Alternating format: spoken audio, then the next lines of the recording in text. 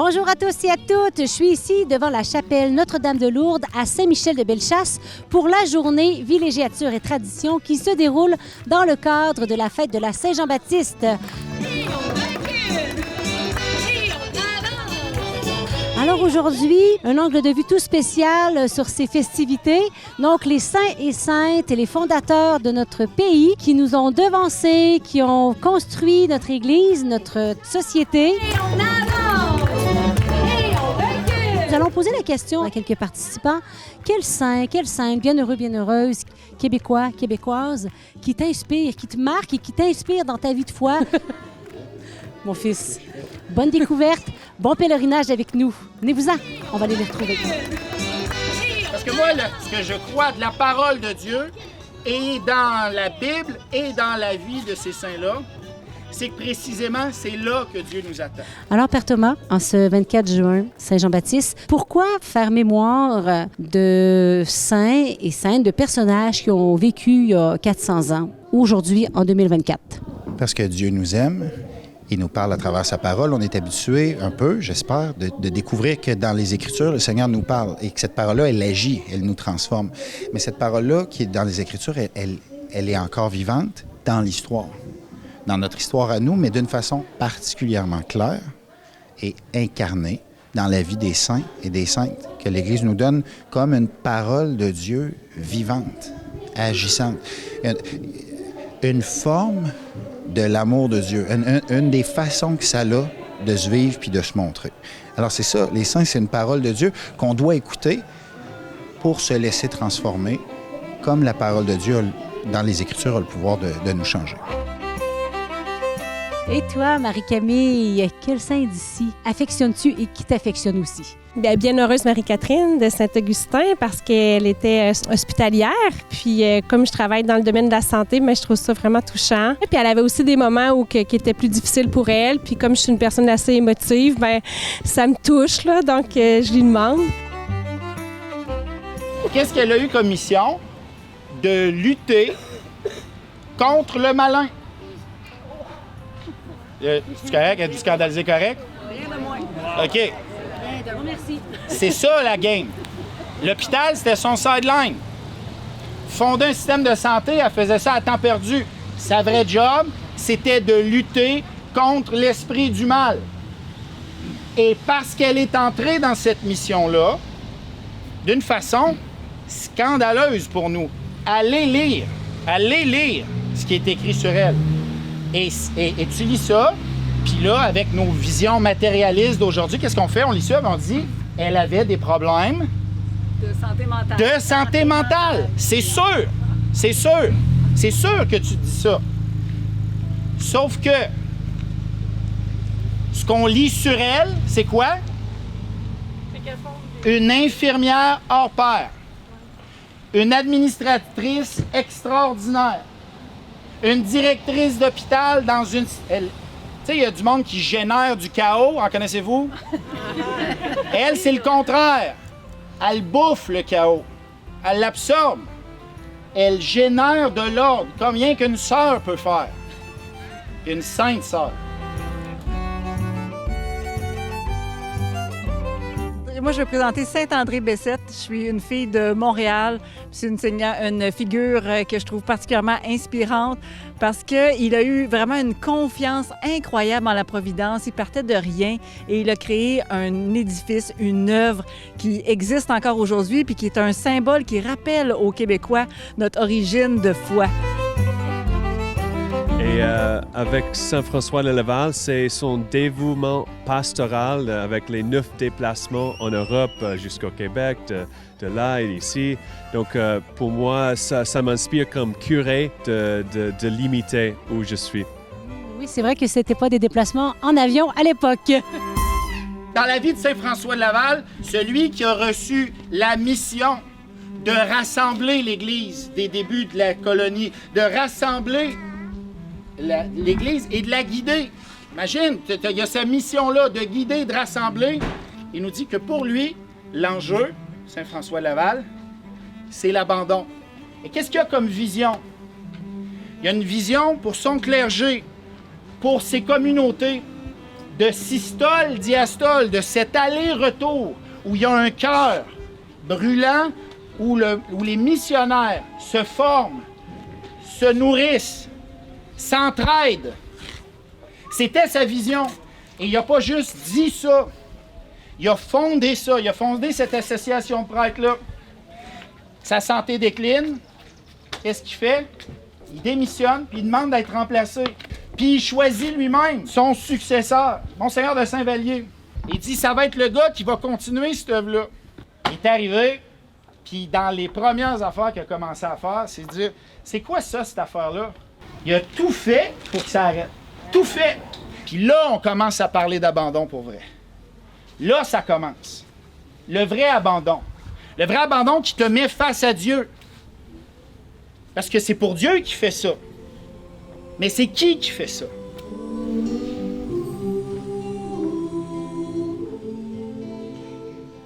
Parce que c'est le piège qu'on a tous quand on fait pour Dieu, de vouloir faire à sa place. Puis François Laval, et c'est pour ça qu'il est saint. Et c'est pour ça qu'il peut intercéder pour nous. C'est pour ça qu'il peut nous aider. François Laval abandonne. Abandonne. Convaincu que c'est Dieu qui mène l'histoire. Et ce qu'on aura dans nos paroisses, dans notre Église, ça sera un mix. Un mix de ce que Monseigneur de Saint-Vallier n'a pas réussi à scraper. Puis sa vision, à lui, à Monseigneur de Saint-Vallier, parce que c'est pas le méchant dans l'histoire. C'est pas vrai. Mais il est pas méchant, parce que c'était pas fou, sa vision à lui non plus. Mais c'est pas ça l'enjeu. L'enjeu, c'est quoi? C'est-tu ton œuvre ou c'est celle de Dieu? Parce que vous et moi, aujourd'hui, dans notre mission de chrétien, le Seigneur nous appelle à cette sorte de fécondité-là. La fécondité qui laisse aller, qui sert et qui laisse libre. Et on est appelé à ça, toute la gang. Moi, je suis appelé à ça. Vous êtes appelés à ça aussi.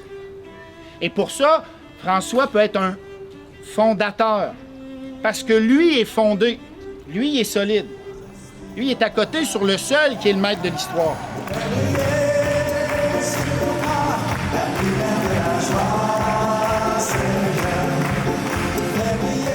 Alors moi, une sainte québécoise qui m'a beaucoup rejoint, c'est Sainte Marguerite Bourgeois. Mais en fait, c'est une femme qui a beaucoup cherché. Elle avait 30 ans, elle s'était toujours pas casée. Elle avait 3 communautés, ça marchait pas. Et finalement, elle découvre ce projet-là de venir à Ville-Marie, qui était vraiment un projet d'innovation. Le but, c'était de rejoindre les populations qui étaient déjà ici, pour leur partager, pour partager l'Évangile avec eux. Marguerite Bourgeois qui part toute seule dans sa calèche en France, qui dort dans les auberges. Ça se faisait pas pour une femme, là. Elle disait, elle passe dans une auberge, elle dit « Ces hommes me disent des paroles fâcheuses. » Puis là, elle rentre dans sa chambre, elle dit « Je barricade la porte avec tout ce que je peux trouver. » On la voit, là, parce que vraiment, tu sais, qui osait risquer et qui s'en vient avec une centaine d'hommes qui venaient à Montréal, probablement une centaine de brutes, là. Puis elle dit, après le voyage où il y avait vécu beaucoup d'épreuves ensemble, puis sans doute qu'elle s'était occupée des malades aussi, elle dit, je les trouvais doux et changés, comme de vrais religieux.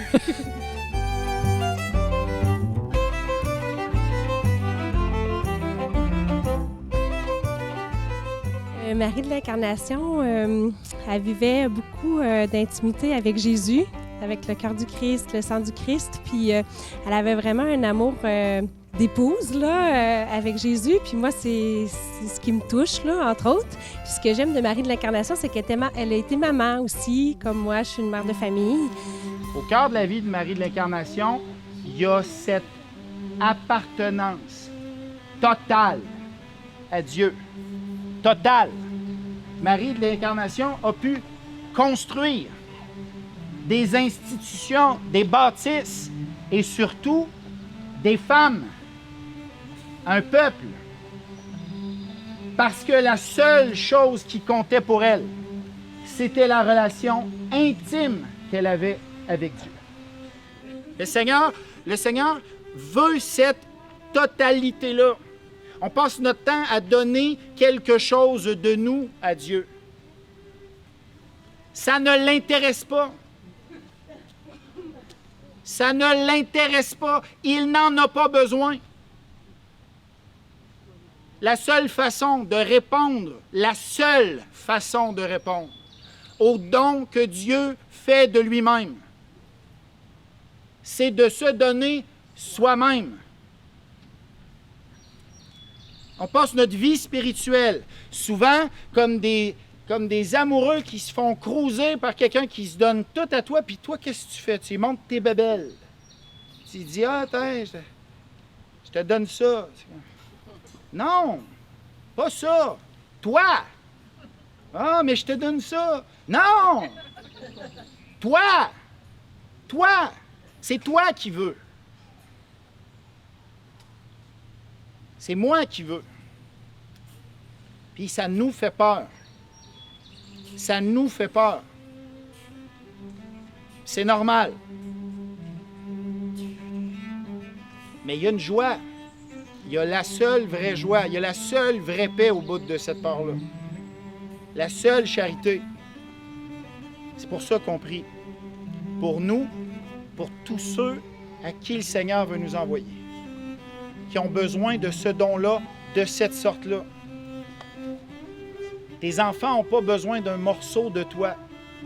Tes paroissiens n'ont pas besoin d'un morceau de toi. Ils ont besoin de toi. Tout donner à Dieu. Et redonner ensuite. Toi, Geneviève, c'est qui ta sainte? Ou ton saint?